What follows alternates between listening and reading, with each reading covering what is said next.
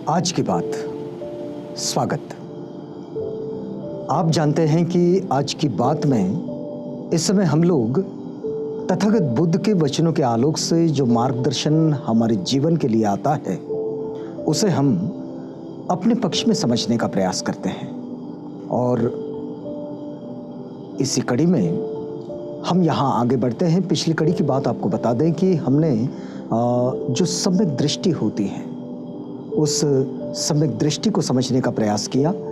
ये सच संग हो, ये जो पुस्तक है तथागत की शिक्षाओं की, ये पाली टेक्स्ट का मूलतः हिंदी अनुवाद है और ये हिंदी अनुवाद भदंत डॉक्टर आनंद कौशल्यायन जी ने किया है।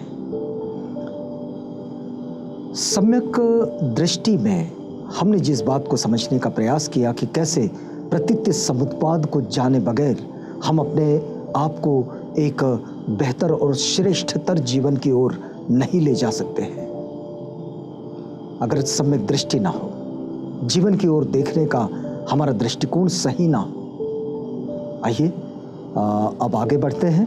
आपको बताते हैं कि सम्यक संकल्प पर तथागत क्या कहते हैं, क्योंकि तथागत ने जो अष्टांगिक मार्ग दिया है जिसे मध्यम मार्ग कहते हैं, इस मध्यम मार्ग को समझते हुए हमें कुछ चीज़ें बहुत बेहतर तरीके से समझनी होती हैं, क्योंकि 8 अंगों का मार्ग है। तो एक अंग तो हमने समझ लिया कि सम्यक दृष्टि क्या होती है। आइए अब समझते हैं कि सम्यक संकल्प क्या होता है। तथागत कहते हैं कतमोच भिक्कवे सम्मा संकप्पो।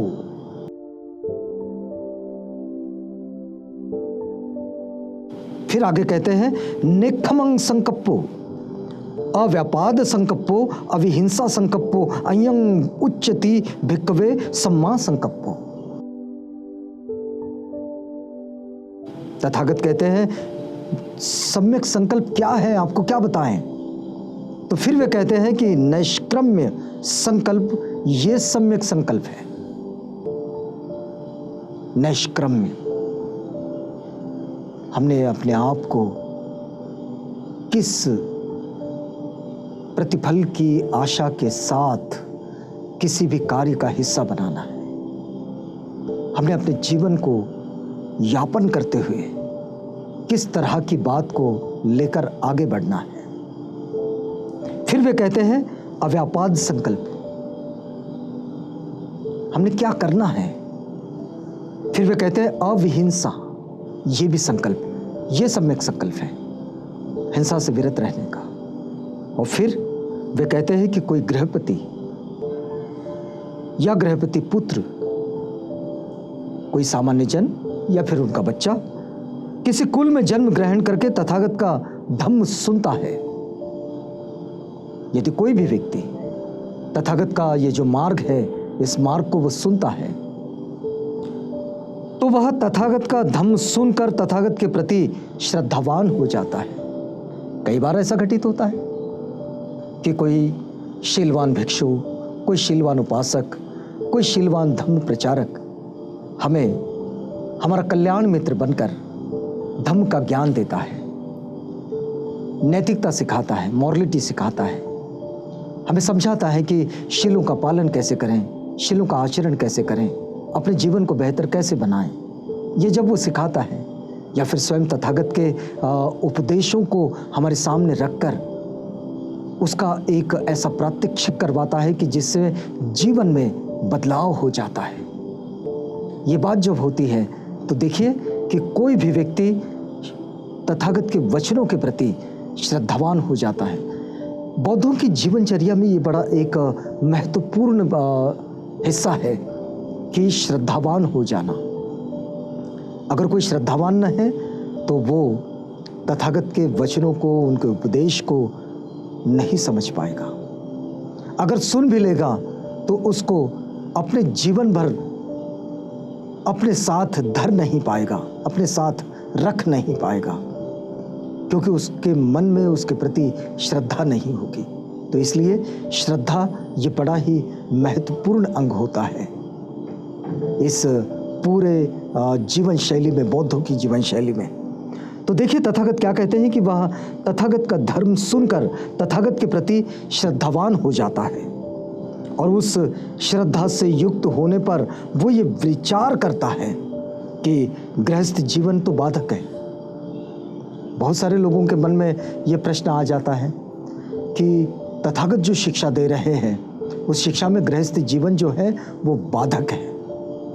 गृहस्थ जीवन में रहकर शायद ये कार्य नहीं किया जा सकता, लेकिन ऐसा है नहीं, लेकिन लोग सोच लेते हैं। फिर वे कहते हैं, उनको ऐसा लगता है कि बड़ा धूल भरा रास्ता है और प्रव्रज्या खुला आकाश है। उनके मन में तथागत की इन बातों को सुनकर, तथागत के उपदेश को सुनकर उस आलोक में जब वो नहाने लगते हैं, उस उजाले में जब वे प्रकाशित हो जाते हैं, तो उन्हें लगता है कि ये तो सब पूरा धूल भरा रास्ता है और प्रव्रज्या जो है, जहां श्रमण जीवन है, ये तो बिल्कुल खुला आकाश है। और फिर वे गृहस्थ जीवन से बाहर निकलने की कोशिश करते हैं। तथागत कहते हैं कि गृहस्थ जीवन में रहते हुए एकांत परिशुद्ध ब्रह्मचर्य का आचरण आसान नहीं है, लेकिन कठिन है। यह असंभव सा बिल्कुल नहीं है, यह किया जा सकता है। लेकिन बहुत सारे लोग जो तथागत के उपदेश को सुनते हैं तो उन्हें लगता है कि यहाँ से बाहर निकल जाना चाहिए। और इसलिए बौद्धों की जो जीवन शैली है, इसमें उनके संघ में 2 संघ ये बड़े महत्वपूर्ण होते हैं, जो उस तथागत के धम्म के अंग भी है।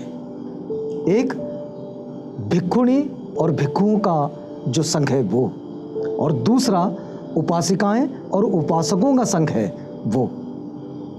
और कई ऐसे उदाहरण मिलते हैं जो उपासक उपासिकाओं में से कि जो अपने जीवन को बेहतर नियमों के साथ जीते हुए, शीलों के साथ जीवन यापन करते हुए अपने जीवन को बेहतरी की ओर ले जाते हैं, अच्छाई की ओर ले जाते हैं, और वे भी निब्बाण की राह चल लेते हैं, दुख मुक्ति का रास्ता चल लेते हैं। ऐसा नहीं कि सिर्फ भिक्षु ही चलते हैं, भिक्षुणियाँ चलती है, ऐसा नहीं। भिक्षु भिक्षुणियाँ ये तो चाहते ही हैं निब्बाण के मार्ग पर, लेकिन उपासक और उपासिकाएं भी निब्बाण के मार्ग पर चल देते हैं। यहाँ जो लोग तथागत की बात को सुनते हैं, देखिए कि ये सम्यक संकल्प का हिस्सा है। तो सम्यक संकल्प में बहुत सारे लोग इस तरह का संकल्प कर लेते हैं कि चलो क्यों न मैं